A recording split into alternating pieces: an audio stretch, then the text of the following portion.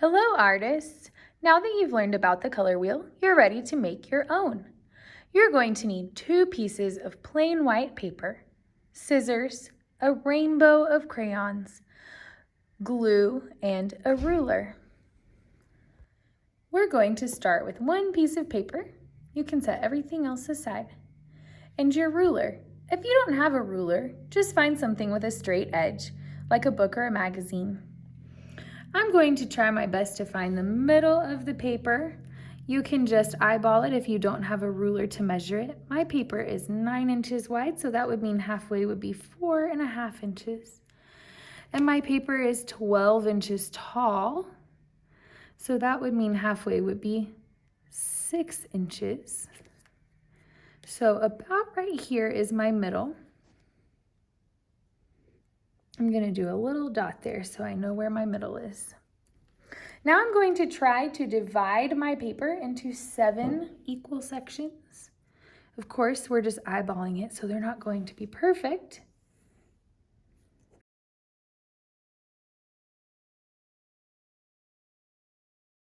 Okay, so to make 7 equal sections, I drew 1, 2, 3, 4, 5, 6 lines, and that gives me 1, 2, 3, 4, 5, 6, 7 sections. Now you're going to color each one of your sections a color from our color wheel. So let's start with red, because remember it needs to be in our Roy G. Biv order, which I have my crayons lined up right here ready to go. And I even have a blue and an indigo that were in my crayon set. It came with both of those. Hopefully yours does too. If not, you can just use a light blue and a dark blue.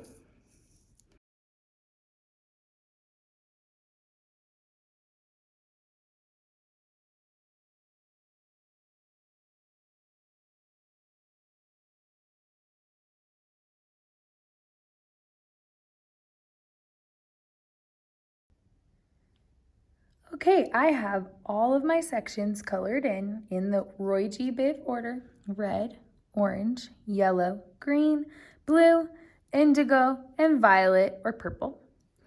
Now, the next thing I want to do is take my black crayon again, and I'm going to make each of my lines a bit darker and maybe even a bit thicker too, so that we can see them a little bit better.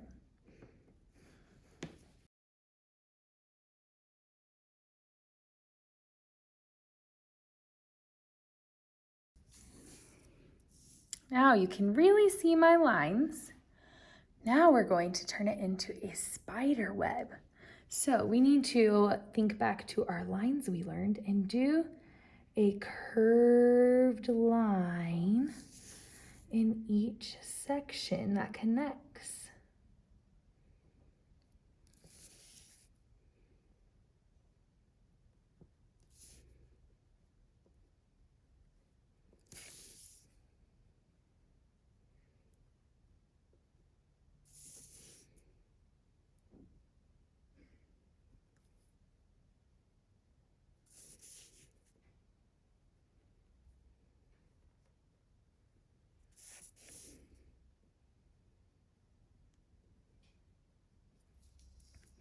So there's my first row of my spider webbing. Now I'm going to go up a little bit higher and do the same thing again around each section of color.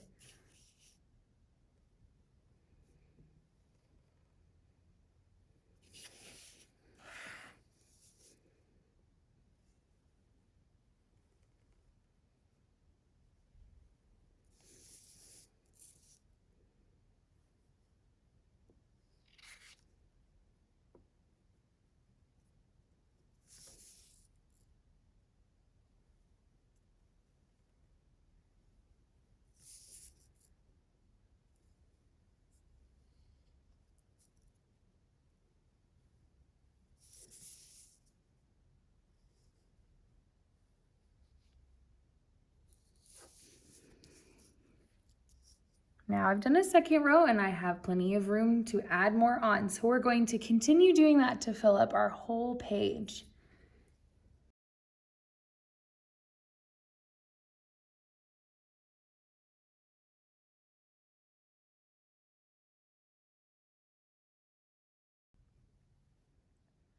I have finished drawing all of my web, and now I'm ready to draw a spider to go onto my web. So I'm going to set this paper aside for now and grab my other piece of white paper. I'm going to make a little bit larger circle and then a little bit smaller circle on top for the head. Then I'm going to draw in the feet and the legs. How many legs do spiders have? Do you remember? That's right, there's 8. So we want to make sure there are 4 legs on each side of our spider's body. Now, I'm going to draw 2 eyes. And now I'm ready to color in my little guy's body, but I'm not going to color in his eyes.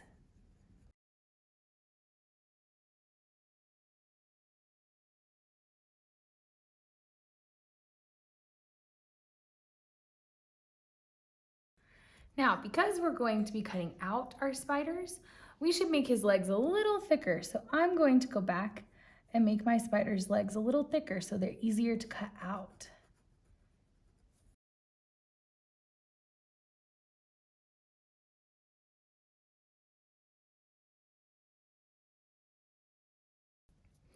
Now, I'm going to pick a color to color in my spider's eyes. I think I'm going to do purple. You can choose whatever color you want for your spider's eyes. And now we're ready to cut out your spider. I just finished cutting out my spider. Now I'm ready to glue him on my color wheel web. But I want to make him a little 3D where he pops off the page a little bit. So I'm going to give him a little crease, fold him in half down his middle, and then I'm going to kind of bend his legs a little bit here and there.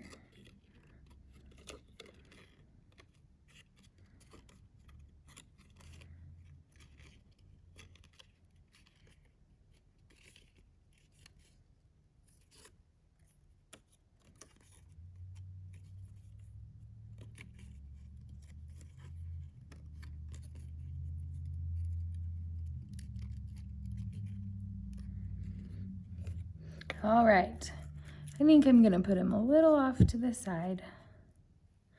So to make him look 3D after I glue him down, I'm just gonna put glue on his bottom part of his legs, right down here. And I'm gonna use the smallest bit of glue because I don't want it to go everywhere. Just little dabs. If you have a glue stick, that's even better.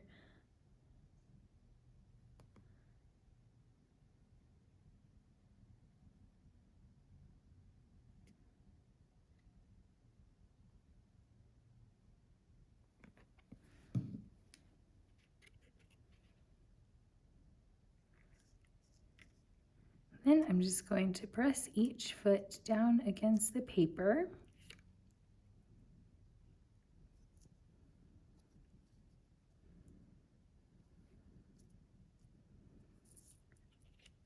And there is my spider color wheel with a 3D spider. You can see underneath him.